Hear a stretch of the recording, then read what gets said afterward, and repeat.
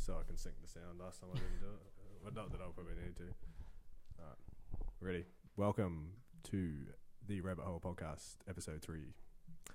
Today I have Ryan Hetherington once again. Say hello, Ryan. Hey. And we have Josh Batchelor. Ahoy. A friend of ours in today as well. Alrighty. What's the meaning of life? Josh, your turn to answer this one. Well, other than the fact we don't really know, I'd like to say, I think the thing that I'm going with right now is I mentioned it earlier to the guys before this, was the idea of experiencing things differently. Everyone kind of doing different stuff and being able to take a different experience to a social collective consciousness to some extent. I guess that'd be...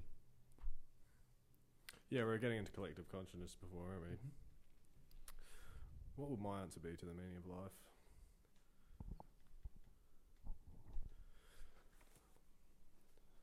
Sorry, I just peeked out again. My answer to the meaning of life, to be present, like I was saying before, to be existing in the now, all the Buddhism type stuff. Do you notice that too when you like philosophize? Is philosophize a word? Yeah. When you philosophize, you come to conclusions, and then you read Buddhism or you hear stuff about Buddhism and it correlates, and it's a lot the of same that. thing. Yeah, I get that all the time. So yeah, living in the now, present. The now is the only thing that really exists when you contemplate enough. Yeah. Our perceptions, all that we can really take for anything, because it's the only thing that we know when it's happening, while it's happening. Yeah. And another hard thing, sorry Ryan, were you going to say something? I just said exactly. Yeah. Another hard thing too is we're in these animal bodies that have been designed over the, designed? Yeah, designs. Wow. I can use that word. Yeah. Well, they've been designed. We've come to the point we are now from like a million years of evolution. Yeah. Evolved, that's the word I was looking for. We've evolved over the last Perhaps both. Yeah, to survive. Maybe we're designed to evolve. So we've got these animal brains that are trying to survive in the environment that we've experienced for the last million years, and we've got to fight against that to try and understand or even contemplate. We've got all these biases from our biology, if you know what I'm saying. Yeah. So we have to wade through all of our animalistic behaviour to even try and come to a logical point of view.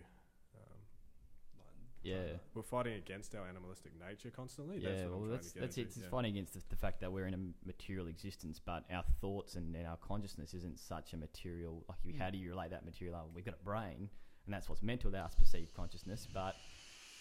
Yeah, and then we're battling with, like, the biological function of believing in a higher power and feeling safe and, like, and following something, you know, and, like, you know, so that's why so many people, you know, go to religion or spirituality or whatever they want to go into, because I think that's actually a biological function. Yeah, well, that's it. Is that bias there just to try and accommodate us in, you know, understanding everything that's going on around, or is that actually also part of something that is a reality, in that, you know, subconscious factor, we do actually know something exists, or is it just we like to believe something exists? No, I think it's all biological function. Yeah, I think people just, like, in the case of like religion and stuff, people just turn to it because it gives them some sort of like answer, some sort of thing, because people just don't like not knowing. Yeah, and I think that's biologically correct, and it'll help us survive. So if you believe in a religion, it has morals, it's like a survival instinct. It has rules. It keeps us in line. It stops us from murdering and raping each other. Like, it creates, you know,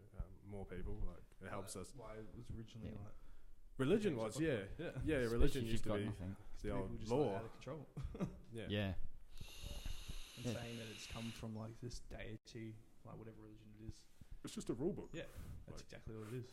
And it fills a void of us needing to feel like there's a higher purpose. Because you like look at the motivation that people have with their strong beliefs in religion. It's like there's no stronger motivation. People die for their religions. So like there's no real stronger motivation. Yeah, exactly. Right. Believing in something bigger than yourself, that's probably the best way to describe it.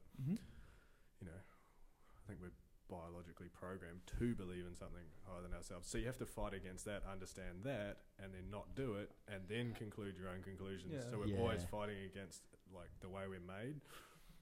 Trying to be objective when we're physically not objective. Yeah, we're not at all. Like, like I think one of the most important traits, the most helpful traits in somebody is being objective. Like, and definitely. It's so rare, and it doesn't really exist. Like, so many people are just closed-minded to like.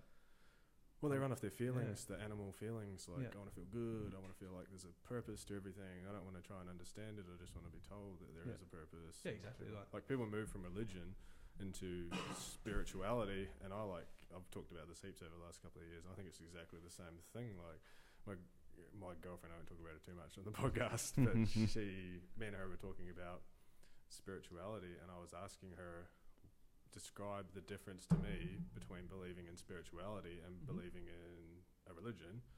There's no evidence for either. And it's crazy how many people will believe in an entire belief system with zero evidence. Like, if you want, someone else said it's true. Yeah, like the past life stuff. You know, like people love believing that. Like, I had 10 past lives and I act this way, or I'm going through this at the moment because in a past life I had to go through. I killed somebody. And it's like, there's how many a certain way now, and then I'll come back. But there's how many billion people on the planet, and how much have we've tenfolded our population in the last 50 years? Yeah, so there's not enough souls. We just can't. It doesn't work. The math doesn't. My girlfriend said, up. She said aliens. Yeah. Oh man. She's like, they come from aliens. She was kind of joking though, but I was like, fucking hell, you guys are fucking crazy. Even that, like, when it comes to religion and stuff, you say, like, have something and you say there's no proof and anything like that. They're just like, oh, well, just haven't found the proof yet. And it's like, well. But then they can, like, the argument from. Sorry, you want to say? Oh, no, I was just going to say the easiest rebuttal for a lot of the religions we have now is that they've all stemmed from somewhere. And, you know, that's one of my big things is when I went far down a little rabbit hole to research a whole pile of stuff. Rabbit hole. Yeah. I came to Summer in near Mesopotamia, in where's Iraq now, and that predates all religions that we currently have in text form. Yeah, they have a lot of parallels in terms of the idea of deities and the idea of these, but they all stemmed from aliens. You know, their concept was, from what we can interpret from their cues anyway, is that something came from space and they messed with us and we slaved for them, and there was a cycle there, and you know that people call them the Anunnaki, and you know in the Bible they're referred to as the Nephilim. But if you're going to go for something, people should be looking into that more of all the religions, because that's the oldest predating kind of piece we've got. Yeah, it makes more sense. You got to look where it begins. Not to say you should follow that, because it's not actually a religious code you can follow in that. But if you're going to try and go for something, look at that. How are you defining aliens though? Like, are we defining like God as an alien because he comes down from the sky and? Well, he's not an alien though, because he's an image of ourselves. Like, but then if you're talking about some aliens, if aliens, because the concept with the Anunnaki thing, right, is that we existed as a version of humanity before, before the Africans pilgrimaged all the way to the Middle East or whatever, and then the Anunnaki came down and messed with our DNA, and then we became the humans we are today, with the ability to do agriculture. Counting systems, actually, having a full understanding of the way everything works now, back then. And it's all because apparently they mess with the DNA. You know, the double helix is referenced so often in these cues and literature that's analysed these cues. And they kind of believe that there's a potential factor that, they came and they altered us because they needed us to mine their minerals. They created their own people apparently, but they weren't subservient enough, and so they used us to be like workers. as workers. Yeah. Well, that's a better argument than something came from nowhere and just what I mean. Like, at least it came from somewhere. It sounds less appealing because sounds a bit crazy. Sounds a bit tinfoil, but if you objectively look at it, it makes more sense than and that's exactly where you got to come from the sky. But it still makes no sense to me though. Like, the evidence is what I look for, Is there any well, that's it. The evidence is based. This is the problem. The evidence is based on cues that are interpreted, and no one. And this comes back to the fact that we can only appreciate what we know now, and none of us were there back then, and so we can't really know if those interpretations are correct. As to pictures and stuff like that are probably the most easier to interpret because they're very simple and they demonstrate. And they're not in a different language. But you've also got different language on these cues as well that we can't. I forget what the language itself's called. We'll call it Sumerian for the sake of the argument for now. But we still don't know how to really interpret that. Yeah, exactly. Like, it's a dead language. Like. Yeah, exactly. No one speaks it anymore. Like, someone could translate it, but we've got no way to confirm that it's right. But that's where the pictures come in. The double helix references, they have pictures of these, these giant men sitting on big thrones, and then what look like spaceships coming down, and all that sort of stuff. I think's, Same time, though, there's pictures that are still created by people, so like they could just be like, and they could be completely exaggerations, or they could just be completely like fantasy. I'd like to see these pictures of the alien craft coming down too, though, because they could be something else. Like, how detailed are they? Like, they were very basic. Like, for all we know, the idea of UFOs that we have now, even though they usually use Roswell as the early example of where we got ideas of UFOs, for all we know, the actual real idea could have come from people interpreting that years ago, and it's just been there. Exactly. They could have just made that up a long time ago, and we've just still carried along that idea of UFOs. Could have just been like a shooting star, and it's like, oh fuck, that's this is why I always come back to human behaviour, because you can basically explain all things through human behaviour if you understand the biological functions that we have and how we work as human beings. So instead of like going through thousands and thousands and thousands of records and bits and pieces, if you understand our biology and our psychology, you can kind of explain things in a simpler, more generalised way, not exact, but you can say, oh, they were just, like, to me, when you say that, it's like the same as all religion. They were just looking for something bigger than themselves, and they probably just drew things that they believed were their gods or whatever that we interpret to be alien aircraft or whatever. That's why I like human behaviour so much, because you can explain everything with it. Like, it's like understanding the coding in a computer instead of looking through. That's a fucking bad example. You know what I'm trying to say? Yeah, I know what you mean. It's understanding how a machine works instead of watching its behaviour and trying to figure out what behaviour or trying to understand the behaviour through watching it or understanding it. That's what I mean. Yeah. No, my biggest thing with all that is just because they're always retold by people, like a lot of what's talked about is going to get lost. Try and hold that close to in translation. Yeah, it's going to be like lost in translation, and not even like just people's memories. Like you hear when you get like witness accounts from like things that happen and stuff, you get everyone saw the same thing happen, but you get 4 different versions. Oh of the they story. don't even. I heard somewhere they don't even trust witness accounts anymore because it's so unreliable. So why do people trust religious texts or whatever written by people? Because you don't know if they've. That's why we invented science. It's one of those. That's what I mean. Like, something that's going around now. You see, people do those memes with a picture and that says something. But it was a really good one that went around, and it said that even if we destroyed all the books based on science now, and destroyed all the religious books, the scientific books, because of the fact they can actually be studied, we can recreate those experiment stuff. They'll come back as they were, but all the religious texts will change. Yeah. Like whether they come back at all or whether they come back differently, they're not going to be the same. It's just randomly created over long periods of time, I think. Yeah, exactly. But science creates objectivity. Yeah. Which is the main factor here, like that we want. Yeah, you need the objectivity, and you'll be able to prove or disprove something. Like, you can't say something's like a fact just because you can't prove it or disprove it. Yeah, no, that's what I was saying when I was talking to my girlfriend the other day. I was like, this doesn't make sense. It's if you don't have any evidence for what you believe in, then you can just say that there's an invisible blue monster beside me that is God it's like and saying, in charge, and and I can't prove you wrong. But it's like saying, like God's standing next to me. Like, you can't see him, well, doesn't mean he's not there. So how do you pick between them? That's the thing, because they're all the same to me. So how do you pick which is better? It just doesn't make any sense to me. Like, it's all the same shit to me. It's the same. There's no constant solid material evidence for any of those cases. I think they're all the same thing. They're just different people's versions of it. Yeah, from different places. It's like it's like aliens too. Like, you ever watch an alien documentary on all the people that have filmed fucking aircraft, and you see all these different bits and pieces.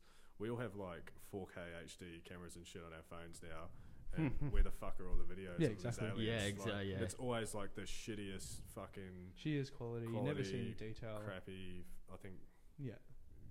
We should be seeing all these alien. This is the thing: is as soon as our ability to record events and information and everything became a lot better over the hundreds of years we've been developing, it makes it a lot harder to fake it all. A lot of that stuff not reoccurred. You don't hear about a Jesus-like figure existing in the current society because we've got reliable accounts. The only places you hear about it are the third world countries, like that don't have it. Yeah, they need the faith. It's like at the same time, like it's more prevalent. This is like assuming like Jesus existed. If some guy came out today and did all like the same miracles or whatever that Jesus did, they'd be called a crackpot. Well, that's it. You look at that. What's that in the morning? You get up early, like 4 o'clock, and you get those church shows, right? Yeah. You've got the guy, the classic dressed up preacher, and he's touching people in the wheelchair, and like classic stuff.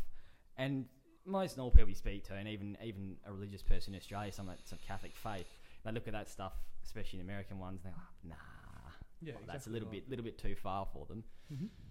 No, they believe in it because they want to believe in it. Yeah. So it's like a lot of those cures and stuff is probably just a lot like placebo.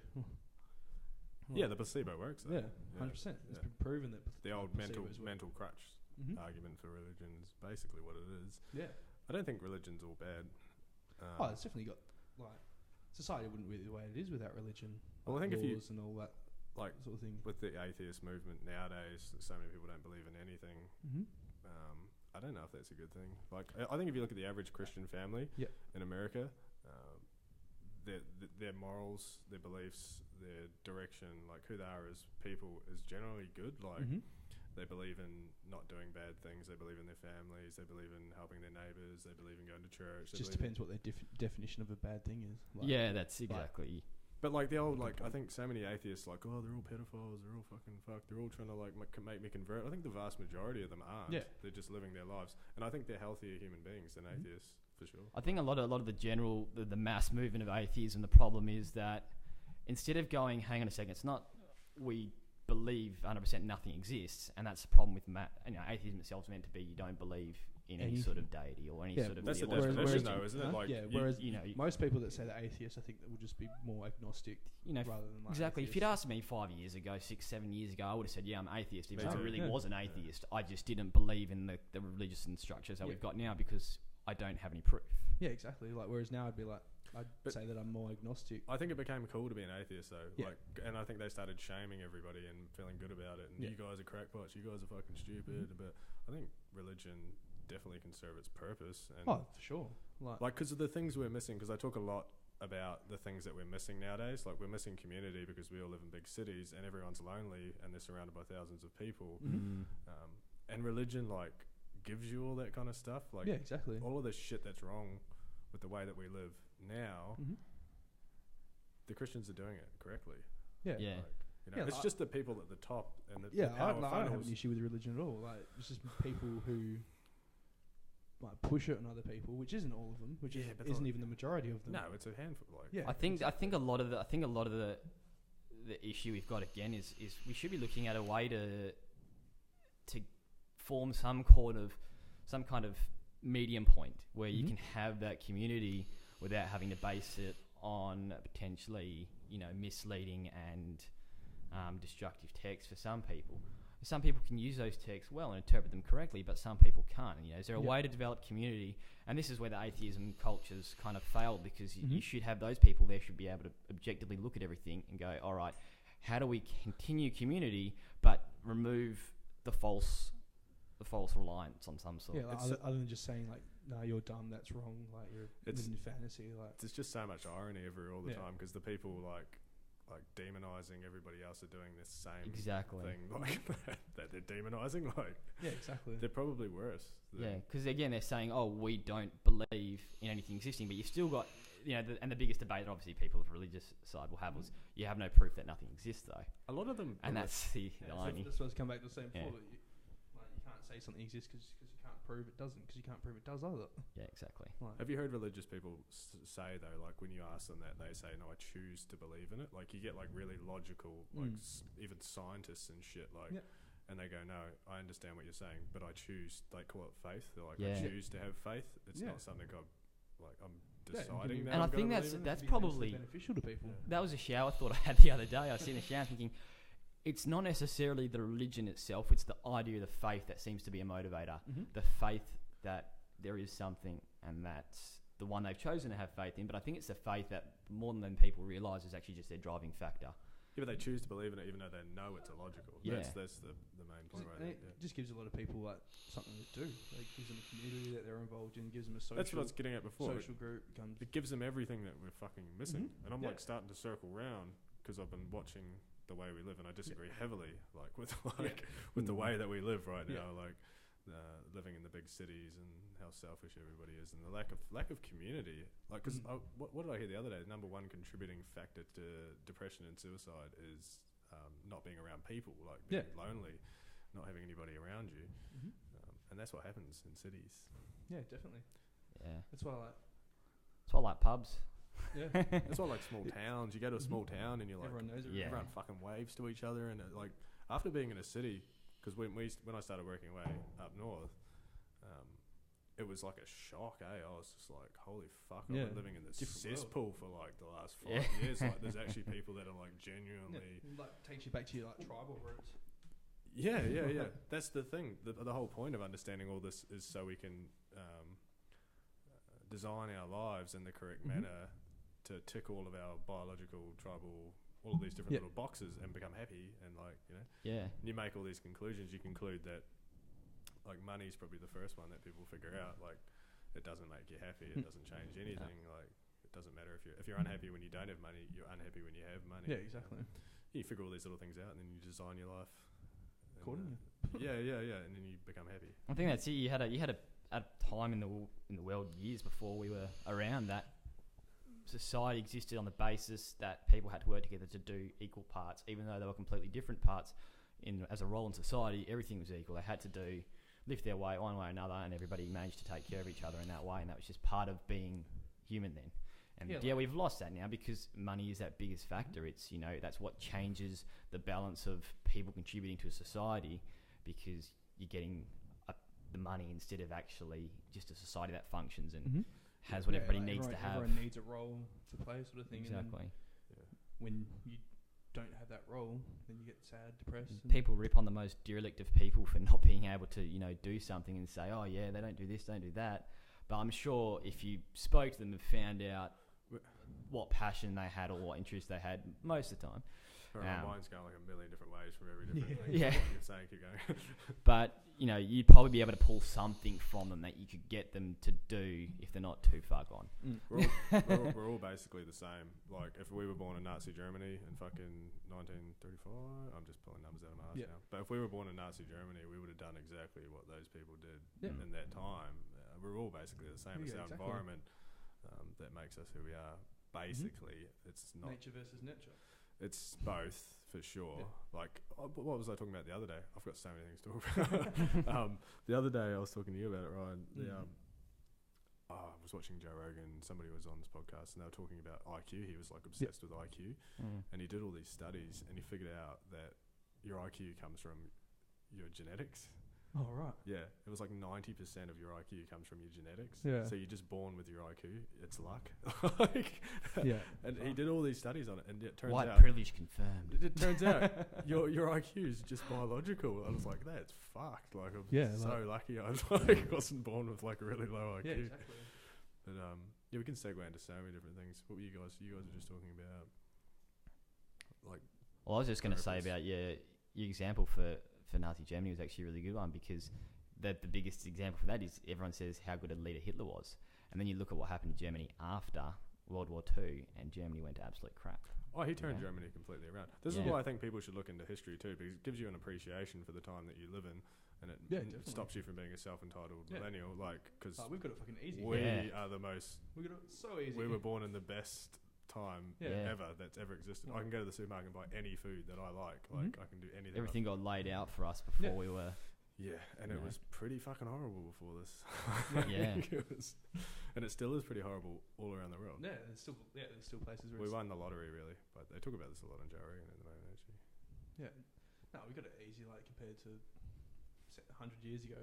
Look back 100 years ago, like every day was still a fucking. Well, if you just randomly throw a dart at a fucking map of the world, it's probably still like that there today. Yeah, we can probably experience that now. Like. Well, more of the world's in a lower income basis than the most of it. You know, the less of it. Sorry. Yeah, we're really like we actually won the lottery. Like. Yeah, definitely. Like being born in the Western world is like winning the lottery. Like you're not born in dirt. We can being the son of a Rothschild. We can talk about gender too, and the biology behind our behaviour and our needs and wants. And with gender, like males like working a lot. Like, I think, what did I read the other day? That female suicide rates were the highest they've ever been. They've continued to increase basically from the feminist movement up until now. They've continued to increase. I think a huge problem now that we have is not embracing our biological genders. Yeah. Not understanding that being a male or female means that you'll be predetermined or more likely to want to have a certain set of needs for the lifestyle that you live in. People just need to accept that there's a difference. Yeah, like there's nothing thing, but there's nothing wrong with it. Yeah, like if you're Yeah. a chick, you're going to be better at nurturing children, and you're going to enjoy it more. And like I think a lot of females miss out on a lot of good things in life that would make them happy because they're so like, I'm not doing that because I'm a fucking... because I'm... I think the biggest issue, this is, that's funny that I was thinking about today, is the confusion, the gender confusion issue that people talk about right now. I think it's a completely materialist thing that's been created from a society where we've been brought up with blue, pink, Barbie dolls, Ken dolls. At the end of the day, it doesn't really matter what they end up playing with. It doesn't make you not that gender, you know. I grew up with a mate who played with... We had Spice Girl Barbie dolls. I played with Barbie dolls when I was a kid because I wanted to play with something. Like, yeah. But I didn't... like a lot of small girls will play with baby dolls because they're biologically... Yeah, like nurturing, like they want to nurture. Exactly. It makes like, I didn't want to play with like baby dolls when I was a child. Yeah, I wasn't like a lot of little girls. They'll build their house with their husband, happy family and stuff, and all that. Yeah, they care about family and their kids like, and all that shit. Whereas we're like building shit. Yeah, that's the difference between us. Yeah, exactly. We like working or like manual labor sort of thing. We like goals. We like, you know, hunting like. Or working now, and they like looking after the house and the family and the kids, and that's why females are also. The biggest thing though is like this is in general, like you're always going to get exceptions to the rule. Like this. Yeah, but you have to generalize. Like exactly. Like you can't. I understand what you're saying, but I hate it when people say that when I'm arguing with them. They're like, "But you're generalizing," and I'm like, "We have to generalize, otherwise we can't have a conversation." Like, as long as you understand the exceptions to the generalization, it doesn't matter. Exactly. And should become and understand there are going to always be exceptions. It's a mistake focusing on the exceptions. Yeah, which is what that's what I mean. Like crazy lefties do. Like acknowledge it's there, but you can't say like, oh, just because like 10% of females want to join the army or do construction stuff, it's like that's still like 10%. That's fine. They like generalize and concentrate on the fucking. But when you're fed like a narrative like your entire life that you're supposed to be like a male. You miss out on what you might actually be like, and it's stop worrying about what people just because you've got interests that align with the opposite sex that you've been born who doesn't necessarily mean that that's where you should be placing yourself. Just exist what you are as you are. Appreciate what you've got on you, and indulge in the things you like to mentally. Which is what the lefties actually are trying to get at, but they're not doing it very well. No, that's a problem. They just get too caught up in the shaming people and fucking. It ends up just being a divisive technique between everyone, and then exactly. Political parties use it. That's a good way to describe it. They get to move away from the things that political parties should be focusing on and get to talk about social politics. I think a lot of females now have been taught that they have to be males. They have to. It's actually really hard for chicks nowadays, Like, because they're taught you've got to go out and have a career and you've got to raise a family, whereas we're only like looking at our careers. So they're trying to balance like double the load of what they used to try and balance. Feminist movement or whatever you want to call it, it's just made it even harder. It's fucked everything up. It's ruined households, man. Like you're supposed to have a female figure and a male figure in your household, and it's just fucking ruined it. I reckon. I think we should embrace our genders and our biological nature. Yeah, exactly. That's what we should fucking do. There's nothing wrong with it. People just need to like do what they want to do. They need to stop worrying about what other people think they're doing. Yeah, we're so bad at that though. Right. That's another biological function, man, is worrying what everyone thinks. I think we don't want to get kicked out of the tribe and fucking... Well, a lot of that social pressure, I think, it comes from class and economical issues. And that's the problem, is people are throwing shots at each other on this level, complaining about, we've got racial issues, we've got sexism, we've got gender issues, or we've got all these problems. But a lot of them are actually problems that have trickled down from the top, and that's what we're not focusing on. It's actually just an economical problem. The fact that women are having to work, and now there's also social pressure for them to do so more regularly than before in an intensive way that they can't pick the kids up and spend time with them, is because economically they need to have to do that now. Yeah. That's very true. Yeah. That's the financial factors, and people kind of forget about that and go, no, that's just they should do that as well. I think cultures a lot of the problem too, though, because these people are overextending themselves. Like if they you could live on one household income really if you really set yourself up properly and you didn't materialism didn't exist and all that kind of shit. I was listening to a guy on Joe Rogan's podcast the other day, and he was arguing that culture is the problem, not the economics. Like it's the cultures that are the problem, and he was arguing that he was comparing like black poor cultures, black poor societies in America to other races that were poor, that like the same level of what's the word? Same level of poverty. And he said the crime was lower in the other societies he was looking at. So it was a cultural thing he was arguing, like brought up in a culture of violence, like a culture of crime. And it makes sense because you have all these gangsters and everyone wants to fucking sell drugs, and like when you're a little kid you just like latch on. That's the thing, you latch on to whatever's in front of you when you're a kid. It's like if you're growing up in like a rough we would be like that if we were in that area. Exactly. Your pool of the people you look up to is going to be based upon the people that you can see. Your older brothers. Like say if you grow up in a rough suburb and everyone says like, oh, this is a rough suburb, everyone joins a gang to survive. You're like a little kid, it's like you just hear this, you're like, well, fuck, that means I've got to join a gang. Well, it feels all those feelings that you're trying to feel. Like it makes you feel like you have a purpose. It makes you feel like you're community. Important. Exactly. That's my whole. That's my theme. All it is. Yeah. It's a sense of belonging and that connectiveness. And gives it. It's funny though, because if you ask the average person about Nazi Germany and what they would do if they were born in that era, they're like, "I would kill Hitler. I would do this." It's like you wouldn't. Like, but they don't actually understand that. They're like, "Of course I wouldn't do any of that. Of course I wouldn't do any of that." You would if you were born in that era and you were raised in that era. Different. You would fucking. It's a lot. Yeah, it's a lot different. You'd be fucking turning the chambers on, like. And they got to remember as well is a lot of the stuff that happened wasn't actually known to the rest of the world when it was going on either. So you know, it was one of those things that was found out later on as to what was happening in Germany in terms of the prosecution. People didn't know about that. You know, the Germans knew and the surrounding countries knew, but we didn't have the ability to communicate as much back then. There wasn't a global news or anything back then. Like, there wasn't even internet. America was like we were all trying to avoid it too because of World War I. Everyone was just like, no, we're not going in anywhere. Like fuck this shit, and then it just got too much. It's like sweep it under the rug and hope it goes away. No one talks about Russia either. Like, how bad Russia was. Like, oh man, all of the European countries were genociding each other in those times. Like everyone was. It's fucking nuts. It wasn't just Germany. The whole of Europe was genociding. This is the thing. But Germany lost. So like, they're the bad guys. So, but like literally, like half of Europe was genociding its own people in that time. Like the whole landscape of the country borders that we have now. Like you go back history wise. It's so weird to have static borders as much as we do right now. You look at Spain and they're trying to I forget the area that the four states in Spain, part of I feel bad for getting this wrong.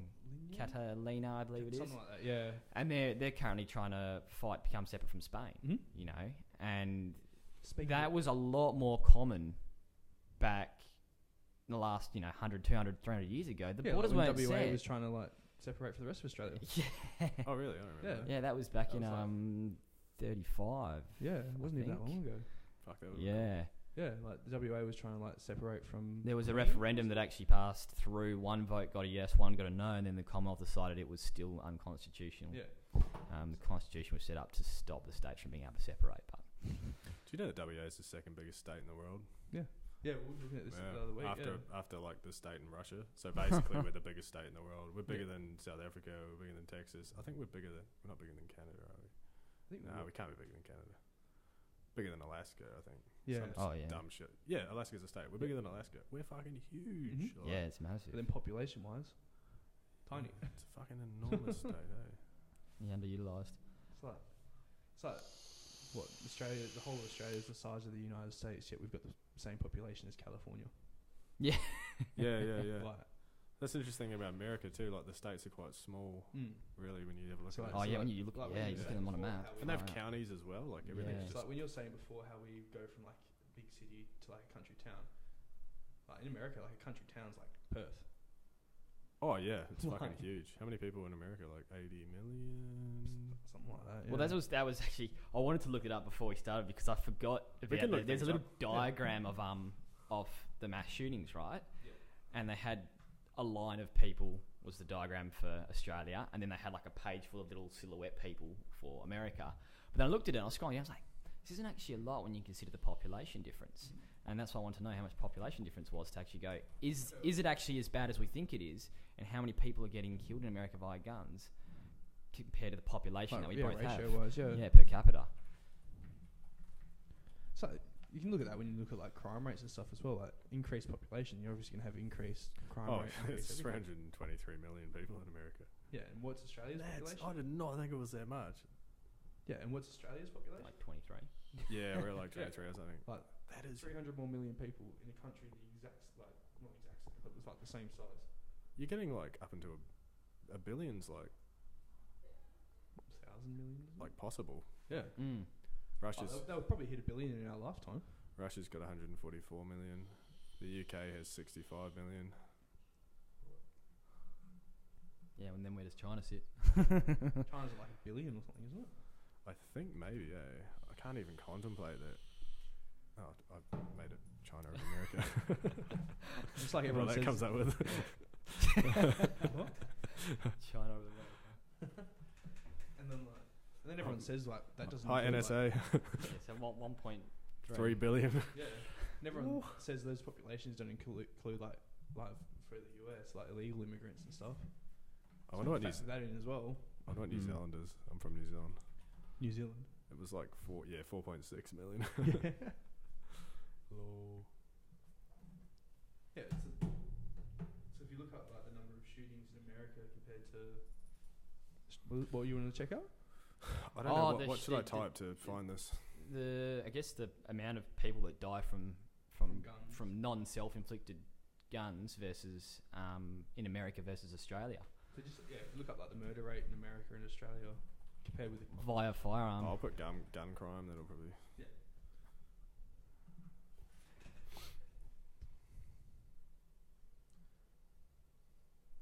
Excuse the silence here while we just Google. Yeah. Age of criminal responsibility. Oh god, I hate these pop-ups. So I can pull that slow up now, but I'm going to have to sit there for ages counting it. Oh, so this must be per 1,000? 1.3 per 1,000? Right. I don't know. Oh, per 100,000, that makes more sense. So Australia, 1.3 murder. It's so low, per 100,000. There's 1.3 people murdered, and the United States, it'll be way higher. Is that what you're looking for? I think so. Yeah, we've got to try and look for it in if that's by guns, and I think that was the biggest. So it's like 4 times higher in America. Yeah, so 4 times higher. With the population that's how many times higher? Where are you at with the gun argument, Josh? For the I can't. It's one of those weird things because like it made sense a long time ago to have lots of guns because that was a way to defend yourself from a totalitarian government, you know, coming in and stuff fucking shit up. But nowadays it's like I think Jim Jeffries said it the best. Like they got drones. Guns aren't going to help you anymore protect yourself from your government, and they're being used against people, civilians. Probably more regularly than they are against people that deserve to be used against. It was in the, what do you call it? Their constitution. Their constitution was so that the public had arms against tyranny. I think you have to make the argument based on the society at the time. So like, I think the argument for no like gun bans in America is a bad one because there's so many guns already there. Whereas like it's way too late to ban guns. Like it's control. It's just a matter of control. Everyone's got guns. I want a gun. Like I think I want a gun if I'm in America. Yeah, if I was living in America, I'd buy a gun because every other cunt's got one. But you want to. In the UK, there's no guns. Even the cops don't. Nobody has guns. So like a gun ban works. But if you ban guns in America, there's still so many guns everywhere that the people that if you wanted to get one, you'd get one. And then the people that legitimately want to defend themselves against all of these guns wouldn't be able to get them. I think it was just a matter of the fact that, and I haven't done enough research other than watching people on American news TV talk about it, which is probably not the best evidence you can get. And that is that. Fuck, I forgot where I was going with that one. That's alright. Do that all the time. Happens to the best of us. Oh, mate. People guns. We were talking about guns being good or bad, or the gun argument. Yeah, it's gone. It was a good Where were you going? You were going. Yeah, I forgot what you were saying too. I was more. The point was. This like we're not going to change here. I wouldn't restrict or increase the gun access.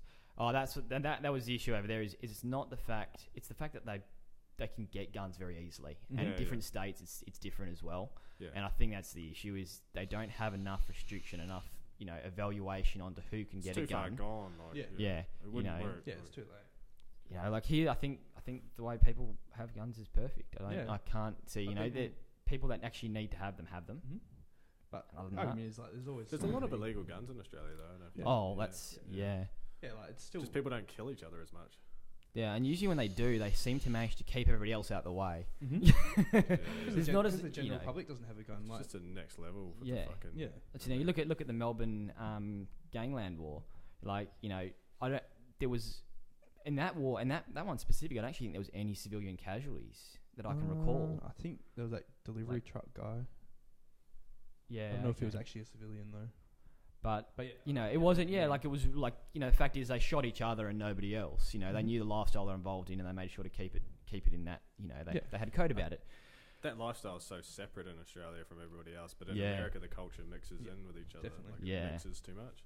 Like Australia doesn't really have like ghetto suburbs and there's just rougher areas and stuff, but you can't. I think like Milpera was probably the worst in that regard in terms of civilian casualties from a gang-related crossfire. Mm-hmm.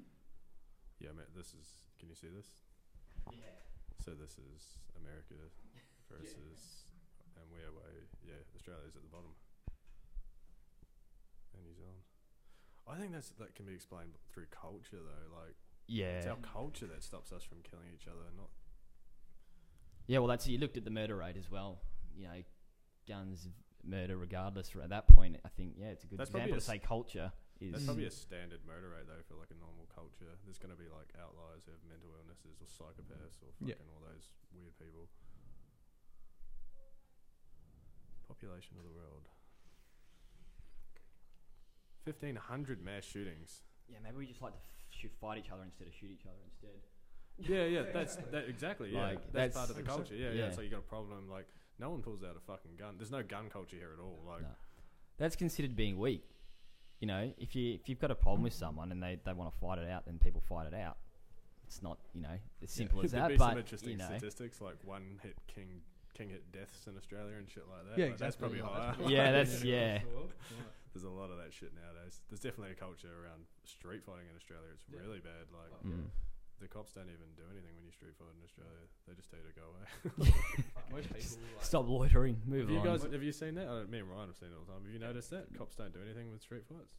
Oh, when there's see that every time I've seen a fight, usually they're bad enough that if the cops end up being there, they kind of just try to separate it. But they never arrest them, man. It's unless no one seems to get arrested. Unless someone gets seriously injured, they stop the fight, obviously. Yeah.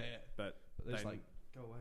They never arrest unless one of the parties wants to press charges. They won't arrest anyone. It's a matter of separation. And once it's done. Everybody walks off. Same scenario in America. What happens? Yeah, bang bang. Somebody's dead. You get tased. Somebody's dead. Dead. Fucking tased and taken to jail and tased or shot. Yeah, that's a completely different solution. Well, I think that's the argument in America that police have as well. Even if there's a fight or something like that, they always argue that we don't know what they're carrying at that point in time as well. No, I agree with that argument. Not for that specific scenario, but like imagine being a cop in America, you're thinking everyone you're pulling over could have a gun. I'd be jumpy as fuck too. Just because these guys are punching out doesn't mean they're not going to pull out a gun at one point. Whereas here, the chance of that happening is.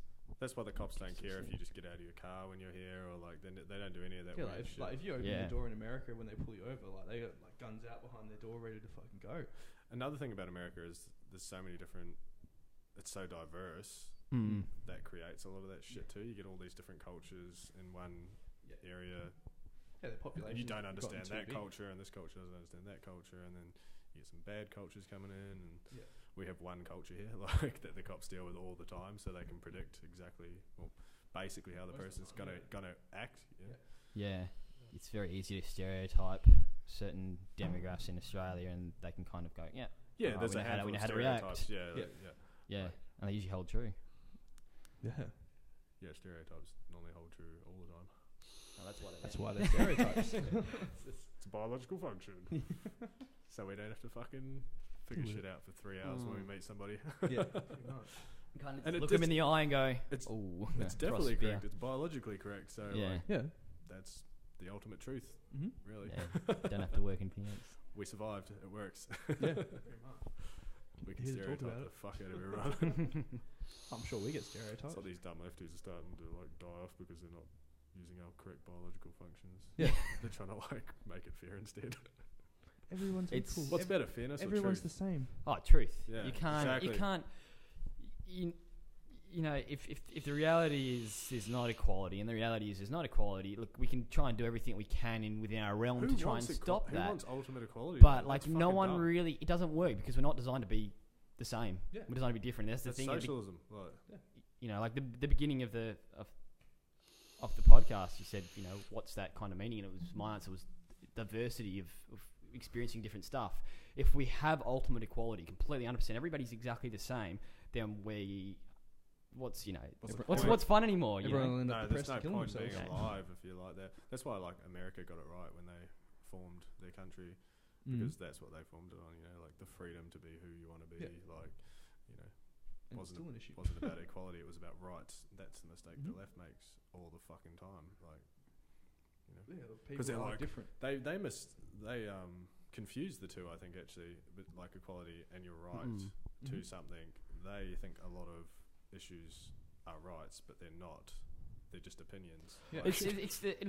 The marriage debate's a really good one because I don't think marriage should be in law at all. You know, it should be just like union. If the government wants to use it for taxing reasons and whatnot, and statistics, call them unions, because marriage was still something generated originally from religion, and I think we can leave that behind, and we shouldn't have marriage debate. Let's just talk about let's pull heterosexual marriage out of it. Let's just give it no name because it makes sense. That's what makes the debate complicated, because if you're taking away somebody's ability to function properly within a society based on their preference for a partner, then you're taking away some of their rights because we've intertwined it into the government. You know, like if it wasn't in the government, then it would be an easy argument. Like no one would care; it would just be do whatever you want. But there wouldn't even be an argument, would there? They want rights, the same rights that we have, like to take half of the other person's shit, like basically.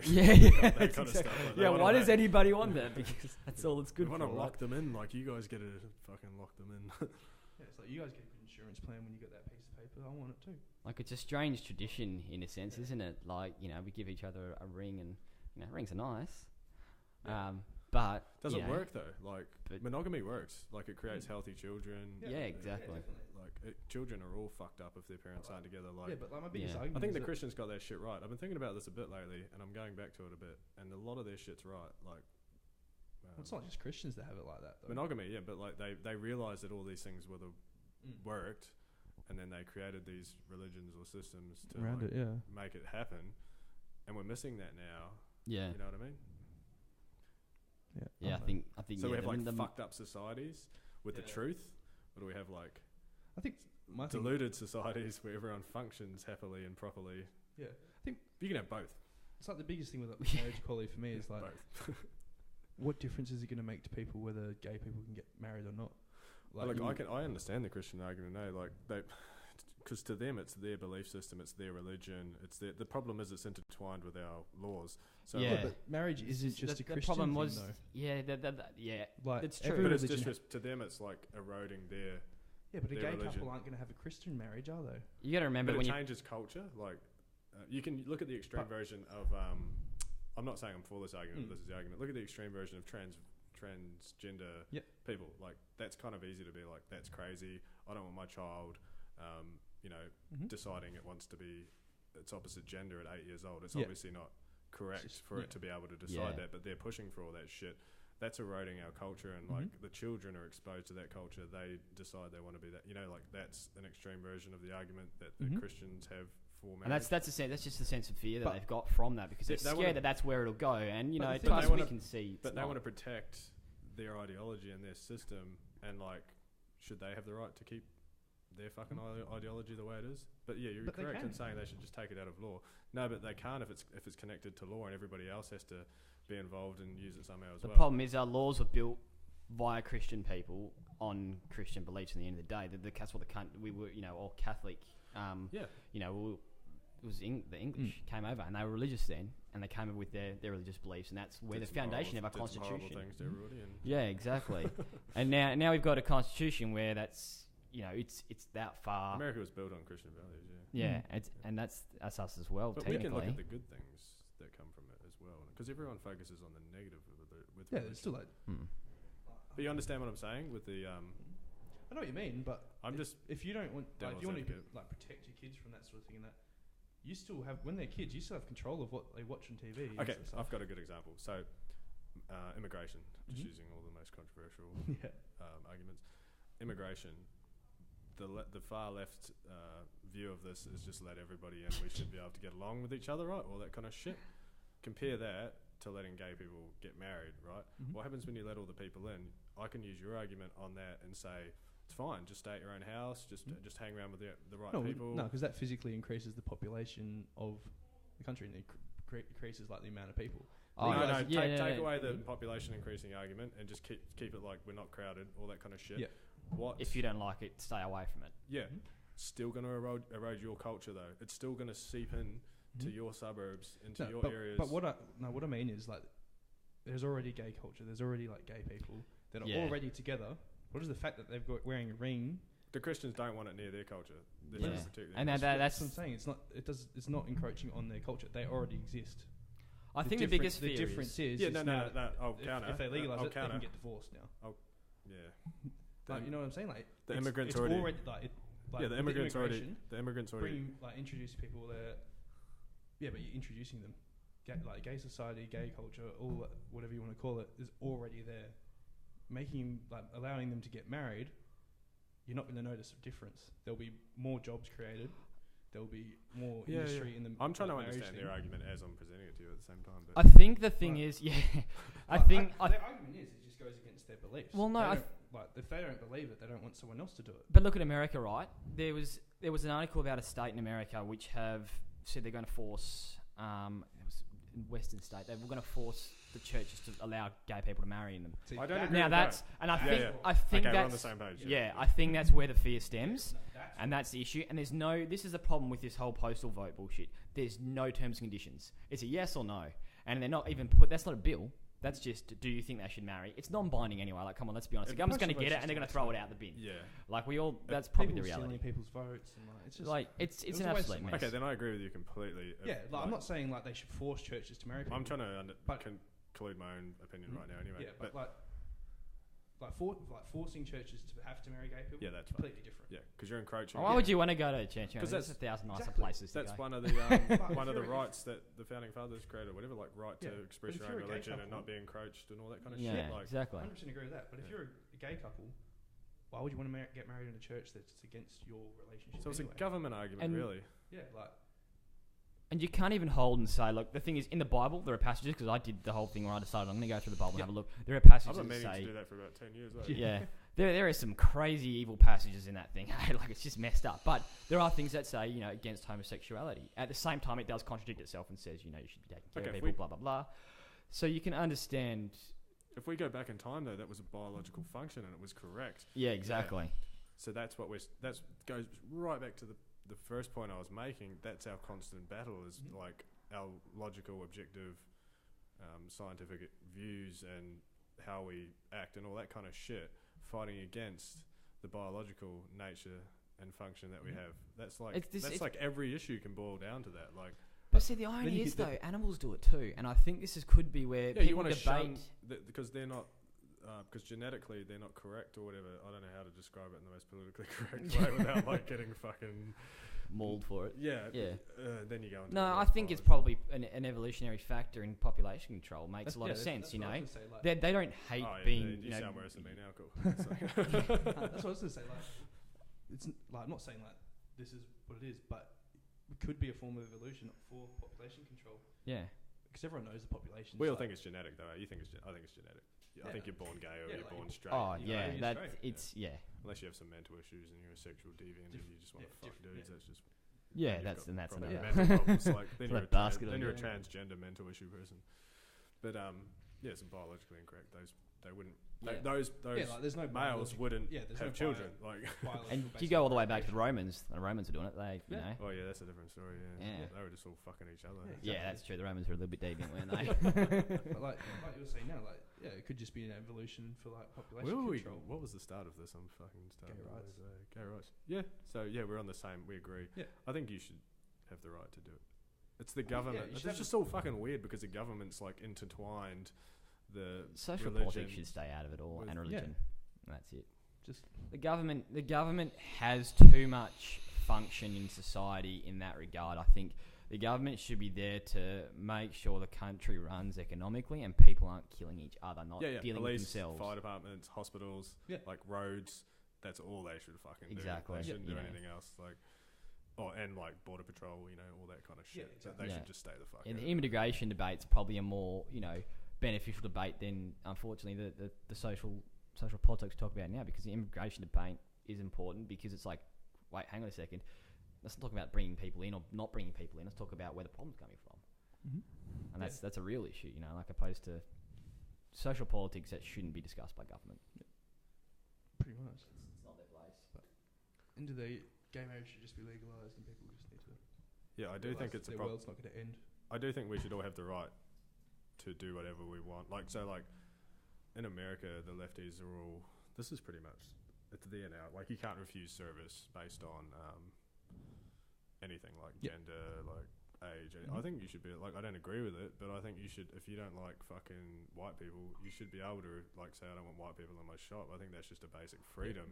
This is where you cause conflict if you don't allow that as well, because if people can't have their own communities together where they're allowed to be themselves in their own interests, then they're going to be forced to conflict with others. And that's the issue. Like, you're creating the violence. Females are allowed to. They're the only group that I can think of. They're allowed to have their own areas where other, like, males aren't allowed in, female gyms and all that kind of stuff. But I think if some racist fucking dude wants to open a shop and say, no white people... I'm using white people as the example, not to be so I'm politically correct. No one can demonise me. He can do that, whatever. But no one's going to go. Like, people don't agree with it. They won't go to his shop. I don't think the government should prosecute people. No, I don't think no one should be prosecuted for it. If he wants to make a poor business decision like that and limit we do it with half the population from being able to use it. It might be a good business decision. He might have a community of people that come to him. And they can stay there away from everybody else. Exactly, that's it. Yeah. Because there is a degree to which we're not supposed to mix. As cultures and things collide, we, as much as it's nice that we do pretty well with a lot of people that we know, and we talk to, we've all got friends from different cultures, there is an extent where we're not supposed to mix. And you need to let people, even if you don't like their views and opinions, you need to let them allowed to do that without prosecution, because it's dumb. Just asking for trouble.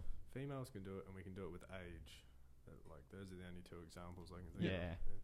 You can tell a child he's not allowed to come into a pub or some shit. I wonder if it'll get so crazy that, like, you can't, like, you'll be ageist. Like, Like, I think the other thing is when you say, like, women can have their own this, it automatically allows men to go, all right, we want to have our own barbershop, women have their own barbershop. And I know that was a debate. We're not allowed to, though, I don't think. Well, socially, we get stunted. Yeah, we get stunted for it. It's the argument, though, like,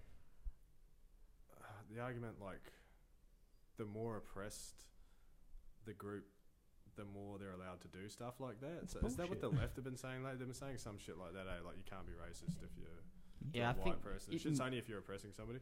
Like, I don't like that argument. I don't agree with it, but I can kind of understand that. So, like...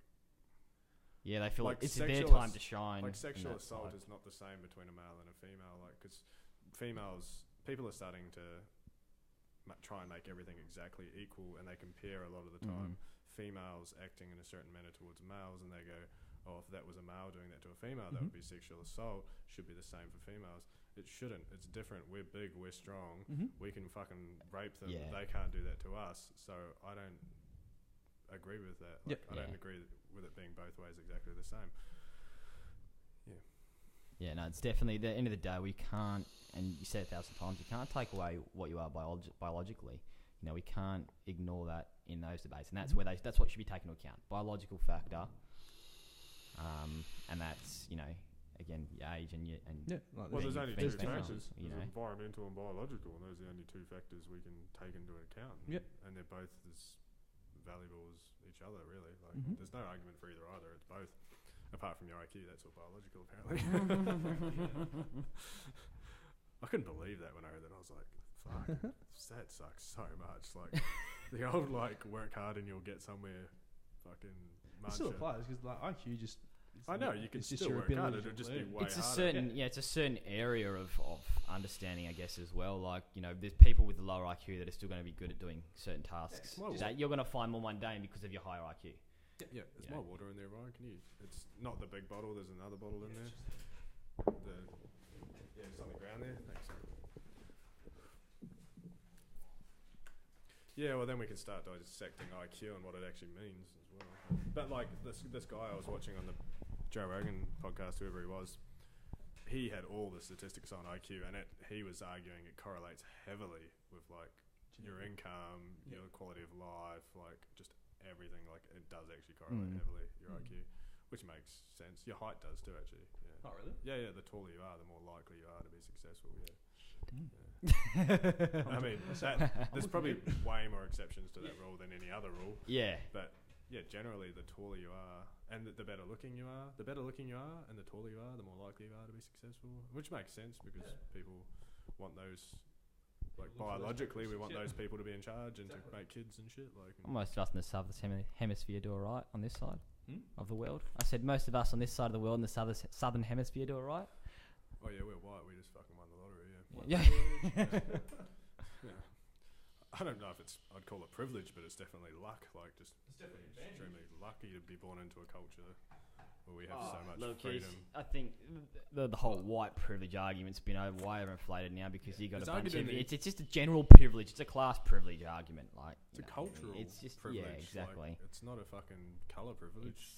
It's who your family is and where you grew up and the people that were around you. That's regardless, like anyone that's born in Australia and grows up here is going to have more privilege than like someone born in like a third world country. Yeah, exactly. Yeah. Like, being white doesn't really have that much to do with it. No, it just happens to be that a lot of those places ended up being not white people. Yeah. You know. No, it's just whether that's something that's been, you know. Who knows? Who was I listening to the other day? Joe has a lot of interesting guests. I don't know if it was Joe's podcast. You listen to Ari heaps lately as well, didn't you? Yeah, it was like this biologist, and he was studying, like he was going into the areas you're not allowed to go into, which was like, does your race affect like your level of aggression or your likelihood to, you know, be violent and all that kind of shit? Does it? I don't know if it fucking does. I don't know if you could say that. If your culture... No, your culture. No, he's talking just genetically. Like, if you're like from a certain race, whether, you know, like Asians are smarter, you know, all that kind of shit. Like Asians are smarter on average statistically, but is that their culture or is that their biology? Like, there's also more of them. Yeah, but is that a cultural thing? Like their parents are like, you've got to study, or is that a fucking is that a biological? But he was studying that, and he just like was banned from everywhere in the world. Like, fuck, lefties will not go near that shit. You cannot even talk about that stuff. And I can't remember what he even concluded. To be honest, I don't remember if he did actually. I'm sure there's there's definitely would be minor differences. There has to be. Yeah. Oh yeah, sure. But I don't know if you could say like one race is more aggressive. Well, we would be the worst. White people would be the worst because we're the ones that have, you know, colonized the world and fucking murdered everybody. Yeah, made way for our churches. Yeah, there you go. Made way for our churches and our machineries. And our prisoners. Made a whole country for their prisoners, didn't they? That's probably why we're so rowdy down here, right? You know, that's we forget that though. Like when you say, "Oh yeah, you know, you've got your convict." Well, you know. Are you guys from Australia? Up the line. I think so. I think distant, like. What's the fucking word I'm looking for? I think my dad was Pom, but water tastes so weird, eh? Yeah, no, my great grandfather, he came over in. I just went to the wall the other day and had a look. I forgot, like 1923 or something like that. And that was my dad's side. Then my mum's side was like Indian, Italian, Spanish. Like she was only one of her sisters born in Australia. So yeah, I'm absolute Mongol. Yeah. I think English, Irish. You got all the good genetics from all the different parts. Oh yeah. Yeah, but I think was it my great grandparents? I think were still born here. I'm sure everyone's super interested in our Yeah. This is our genealogy. It gives you a bit of context for our opinions, right? Yeah, Sean's just an import. I'm Dutch and Irish. And Kiwi. And Kiwi, yeah. I'm an immigrant, yeah. No, not really. We have an agreement between Australia and New Zealand. Just come over here and do what I want. I'm still in New Zealand. I've got a New Zealand passport. I don't have an Australian passport. Yeah. You don't need to change it. No, you just come over. Australia and New Zealand. How does that work? It's just like an agreement that they There's an agreement that like when you fly in, you just get permanent residency straight away. Yeah, right. Yeah. Just for proximity. There's an agreement between Australia and New Zealand, so you can go to New Zealand and be a permanent resident straight away as well. Yeah, right. Oh, good, I can escape. It's a good place, New Zealand. Yeah. It is. Yeah, our mate's going there a couple of weeks, I think. Is he going to check? Yeah, he's next week, I think. Yeah. Some of the fastest internet in the world too. Did not realise this. I was Googling it. I was like, New Zealand must have terrible internet because I always fantasise about moving back there one day and buying 100 acres and living off the grid and shit. Like, and I was like, oh, the internet's probably terrible. And I like Googled it up and it's like fucking top 3 in the world for internet speed and shit. Because Australia's got to be in like the bottom 2 or something. The worst. Yeah. But another thing, New Zealand's so rural and there's so many farms and communities living like spaced out all over the place. They put 4G towers up everywhere and they have wireless 4G internet all over New Zealand, everywhere, in all the rural places as well. So if you were travelling around, you had a 4G wireless that's it. My phone's still the best internet I've got anywhere. Like, I've got a 4G modem I use and my phone's still... Yeah. Till you go 4 hours north and you're lucky if you can make a phone call. Yeah, that's it. But in New Zealand, that's everywhere. Like, but fuck nowhere, they've got 4G wireless internet. It's sick. That's crazy. That's what they should have done here instead of. Well, it was when they installed the lines, wasn't it? That they didn't do a good job of installing the phone. I was listening to 6PR the other day, and they were talking about. Is that Talkback Radio? Yeah. AM. Yeah, they were talking about how all these people are actually stealing all the copper they were using to do, and this is what I laugh. They said if they kept with the fiber optics for the whole network, they wouldn't have had that issue because there's no resale value in the fiber optics. But the copper, the copper, there's a big resale value, and the fiber optics were faster. You know, I'm getting NBN and Yanchip this month. Yeah. I don't know if I'll even get it. I probably will. Won't be able to help myself. I don't need it though. It's 4G. I got a 4G and ADSL too, and it's fast enough. In Queens, it's mint, super fast. The NBN yeah, and that's not even that's copper from the node, and not fiber. It's still way faster than and ADSL. The fiber to the node up at Como and Belmont is slower. Way slower. I get. What do you get down at? I was downloading games about 6 megabytes a second, so I was that was. So a couple. I still downloaded like 1.5, 2 megabytes a second. Yeah, that's ADSL. ADSL's like 1. Yeah, so like my NBN because it's. That's on NBN. Yeah. Yeah. Oh. So I get the same speeds as like ADSL. Yeah. It's maybe a little bit stabler. Like we don't get issues with it. We should talk about other stuff. We're just like going into our own lives and shit. Yeah. General interest for internet. If anybody's curious, how the internet goes down here. 10% promo code for Optus NBN. That'd be right. Don't use Dodo. Yeah. You get like 2 people sign up. Oh dear. I use Dodo. Not too bad. Yeah. It's all the same.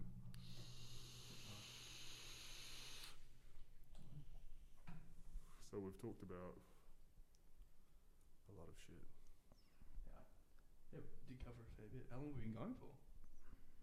1 hour and 8 minutes. Fuck, is that all? Yeah, not that long.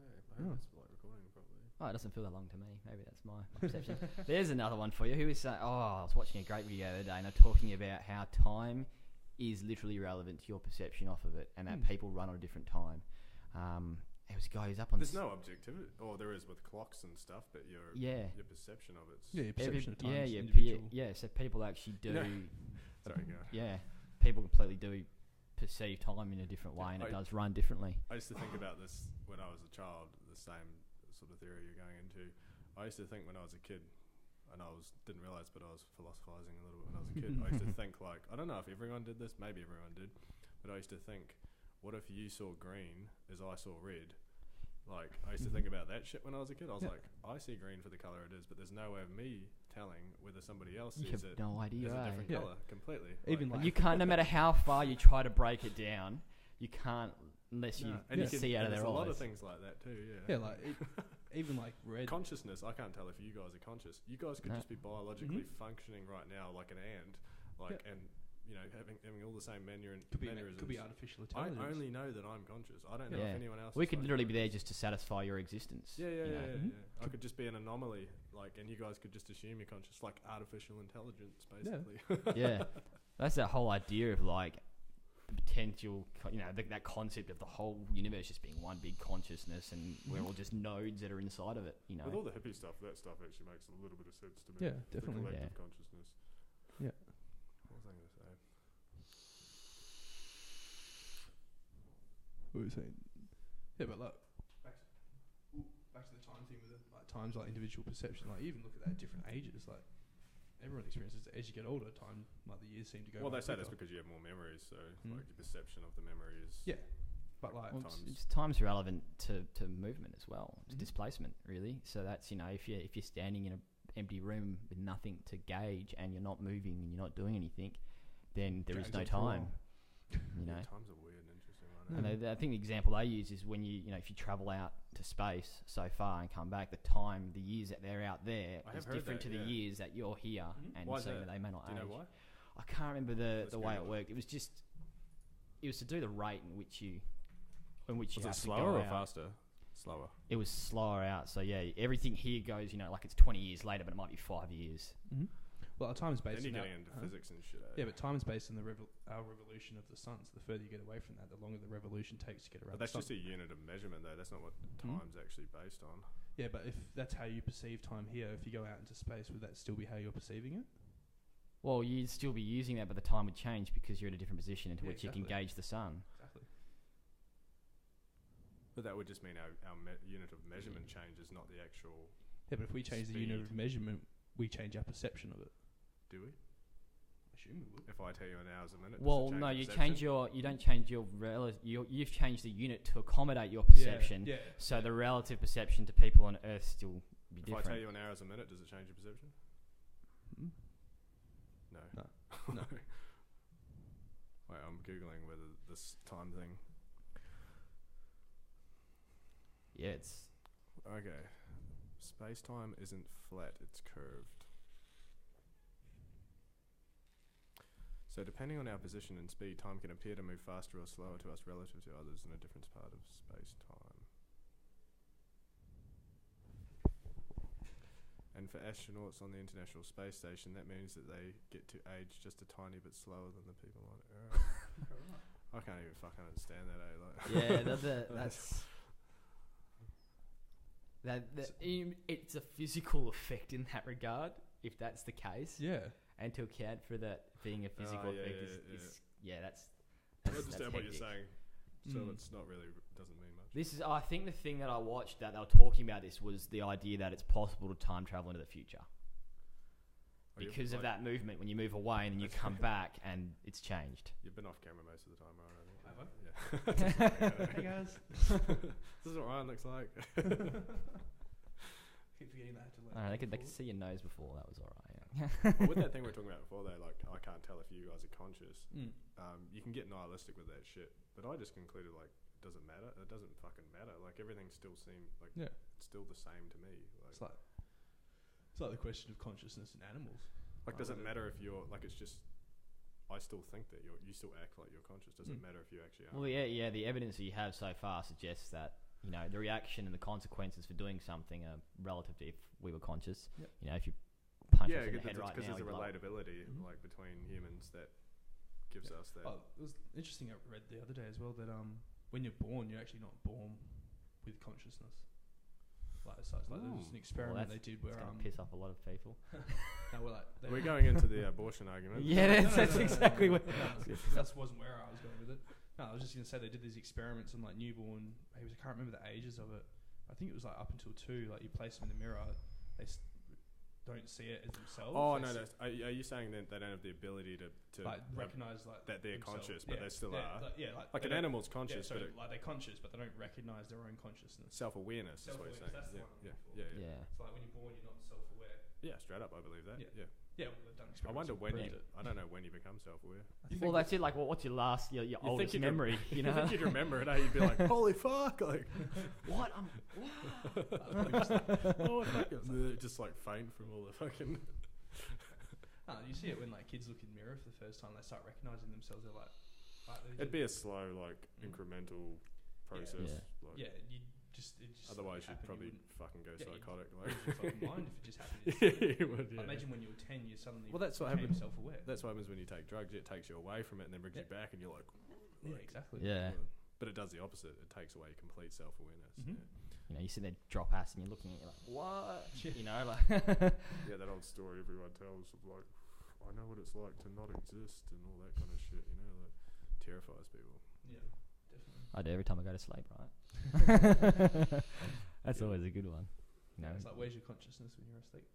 Yeah. In your dreams. Where are they? Your mind. Are they collective as well, though? Well, yeah, I don't know.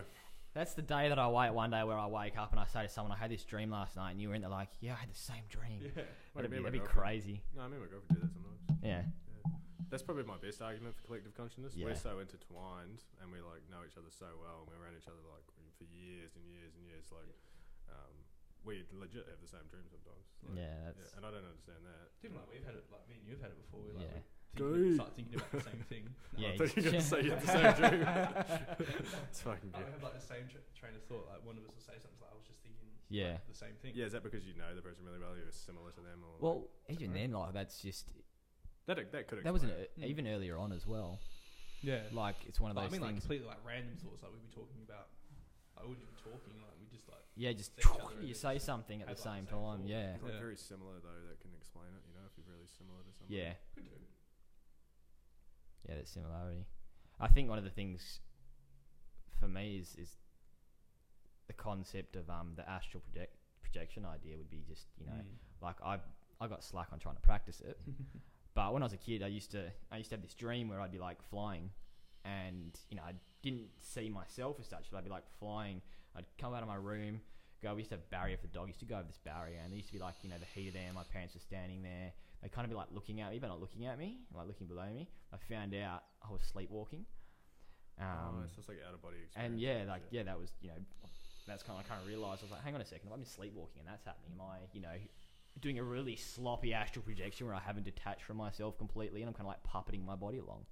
I struggle to understand these things because it goes into the subjective again. There's no exactly. It's not objective. You know, proof of anything. Until you're able to like, you know, do it yourself, it's the only way you can really go. That's. But you talk to anyone who's like smoked DMT or like done acid or something, and they like even the most logical of them will say, no, like I was fucking in a different dimension. Yeah. You know? But like, DMT is massive for that one. Yeah, every time I hear someone, you know, tell you a story of DMT who's actually broken through on it, they'll tell you they've seen the exact same little creatures. Yeah, the story's always the same. Yeah. Always I find that really, I'm not saying whether it's real or not, I'm not sure, but the stories are always the same. Yeah. There's always like, and a lot of the stories include a female entity. Did you notice that? Yeah. Like a lot of female entities leading them around, teaching them lessons and that kind of shit, and that's fucking bizarre. Yeah, that could be biological too, though. Well, maybe it's different based upon the biology, and that's why you get so many that are common. That could be demographics of people that you talk to, and then changes that for others. That could be just our need for our need for believing in something bigger than ourselves, conjuring in our hallucinations. Could be, you know, similarly. Yeah, I think that's the word. It's It is really interesting though when you get so many people with. Did you start vaping today, bro? Yeah. Woo. So many people with just the same common repetitive things, but then I guess it all depends on the drug. You get that with aliens too, though. All the people that talk about aliens, and very seen aliens, similar. It's all the same story. Yeah, similar concept. So get that across the board. You know, it could just be the influence of the fact they've heard these stories already. Yeah, we're all way more similar than we like to. Oh yeah, but still very different. Nah, I think we're all really, really similar. Yeah, basically. Just what we surround ourselves with and the way we do it changes, I guess, you know, where we are and what we do and how we do it. But the core basis of people are very similar. We all kind of have the same wants, needs and desires in the end of the day. Like everyone's like to enjoy stuff and feel happy. I guess biological makeup's different. And even if your idea of happiness is really warped, it's still the idea to be happy, right? If somebody wants to go around killing people, that might be the idea of happiness. We need to define happy. Well, happy I for think one person peace is different. when people say happiness, I think peace is what they're trying to describe. Yeah, complacency and peace. Yeah. Where was I going to go? I'm starting to get hungry. Brain's not. Blood sugar's low. You can wrap it up if you want. No, there's some other shit I want to talk about. What was I going to say? Lost today. Need another mushroom coffee, mate. Nah. I'll let Sean grab his thought while I go use the little men's room. What were we talking about? Consciousness. Oh, people being similar. People being similar. That's what my point was going to be. I think our behaviour is more determined. I think we're more similar in our biological makeup than we are in our environment and compared to the environment that we're brought up in. Yeah. So I think there's going to be more variation in somebody's behaviour and the way they act through environmental factors versus biological factors. I think we're all really, really similar with our biological factors. Varies, obviously. Genders vary a lot. Depending on different different areas, it'll vary. Race, maybe. You guys were going into that. Not everyone's the same. I was just trying to be politically correct. So the environment plays the biggest role in our. Like, if you take the average person and look at their behaviour, it's their environment that's going to have had the biggest influence on their behaviour. Yeah, like if we were born in like a completely different country, we'd probably be totally different people. We all start out really similar unless you're like born with genetic defects or something, you know.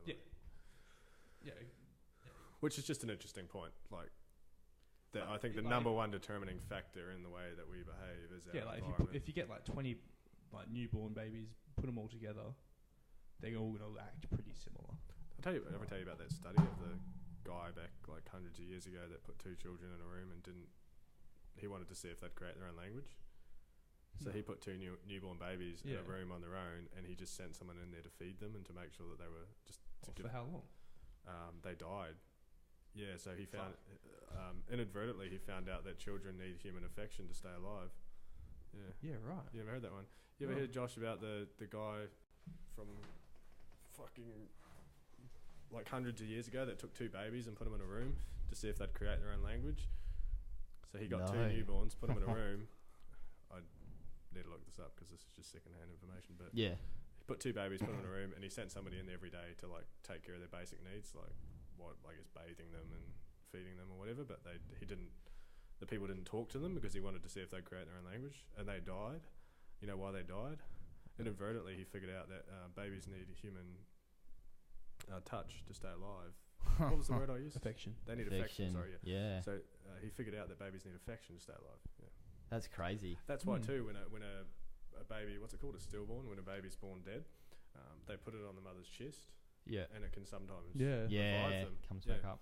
So affection's hugely important. Like touching, and that's another thing that I hugely disagree with in our societies now, and the way that we're all preached to is like, you're not allowed to kiss your kids, you're not allowed to touch your kids, you're a fucking pedophile if you kiss your kid on the lips. There's like, such fuck off. Like, these are like the most basic of human needs. You can kiss your kid on the lips. Like, my fucking grandma kissed me on the lips till I was like fucking, now she'd probably still kiss me. It's like, you don't turn your cheek, but they're fucking people up by preaching all this stuff. Like, you should be cuddling your kids, you should be like touching them. One of our friends, he still kisses his mum and dad on the lips. Yeah, it's normal. Well, there's varying degrees, obviously, but like, just they're preaching this idea that you can't touch your fucking and it's taking away a massive fucking. Look, you should kiss, cuddle, and hug your kids, and if they're being a real dick, you can use the spoon.